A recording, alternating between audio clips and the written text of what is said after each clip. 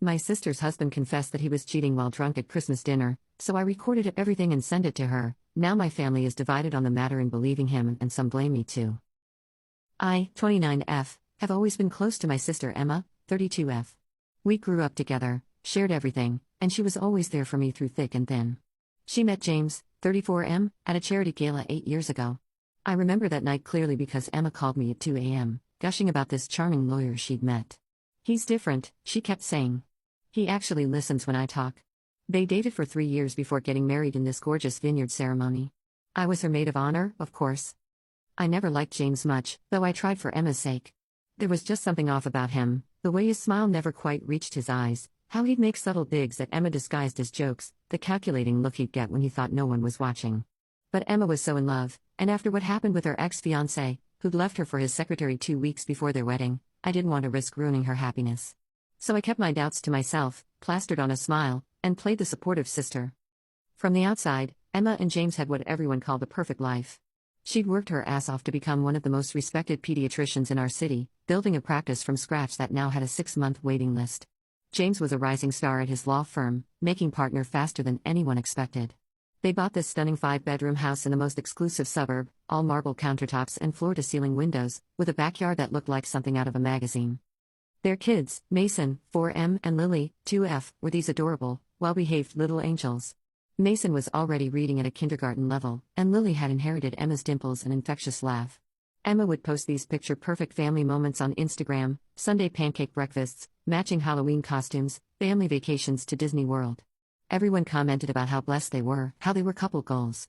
I used to babysit the kids every other weekend so Emma and James could have their date nights. They'd go to fancy restaurants, wine tastings, couples cooking classes, all the things happy married couples do.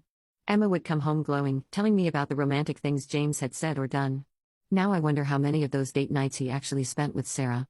Every time I visited, James would play the role of devoted husband and father perfectly. Maybe too perfectly, looking back. He'd make a big show of helping Emma with the dishes, praising her cooking to everyone, bringing her coffee exactly how she liked it. Always when others were watching. But sometimes, when he thought no one was looking, I'd catch these little moments, an eye roll when Emma was talking about her day, a snippy comment under his breath, the way he'd check out other women when Emma was distracted with the kids.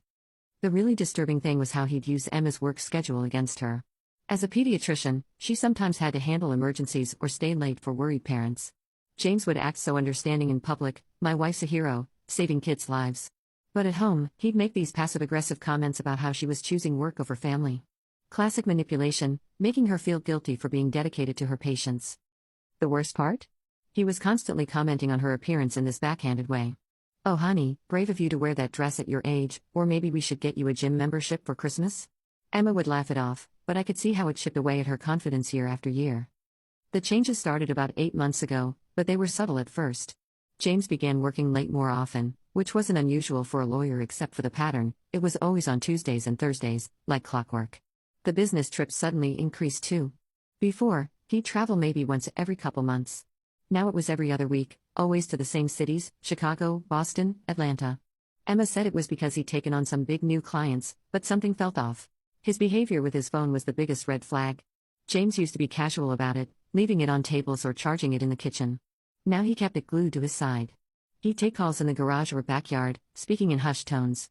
If Emma came near while he was texting, he'd quickly flip the phone over or switch apps. Classic cheater behavior, but I didn't have any proof.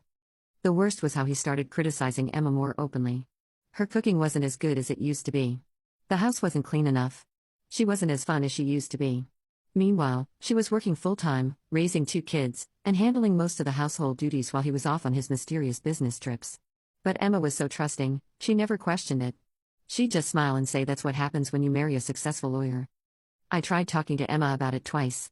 The first time was after a family barbecue where I noticed James practically drooling over our cousin's 25-year-old girlfriend. "Have you noticed James acting different lately?" I asked carefully. Emma just laughed it off. "He's under a lot of pressure at work. Making partner isn't easy." The second time was more direct. I'd driven past his office late one night when he was supposedly working, and his car wasn't there. When I mentioned this to Emma, she got defensive. "Are you suggesting my husband is cheating? James would never do that. He loves us too much. Stop trying to create problems in my marriage." After that, I backed off. Emma had always been the strong one, the voice of reason. If she didn't want to see what was happening, I couldn't force her. Besides, what if I was wrong? What if I was just being paranoid and overprotective? I didn't want to damage their marriage over my suspicions. So I dropped it, but I kept watching and quietly gathering evidence, just in case. Christmas dinner this year was at Emma and James's house, as usual. Emma had gone all out. The house looked like a Hallmark movie set, with twinkling lights everywhere, gorgeous garlands on the stairs, and the biggest tree I'd ever seen. She'd spent days cooking and baking, wanting everything to be perfect. Mason and Lily were dressed in matching Christmas outfits, and even the dog had a little Santa costume. The evening started normally enough. Mom and Dad were doting on the grandkids, our younger brother Tom was showing off pictures of his new puppy, and Emma was playing the perfect hostess. But I noticed James drinking more than usual. He started with wine at dinner, then switched to whiskey.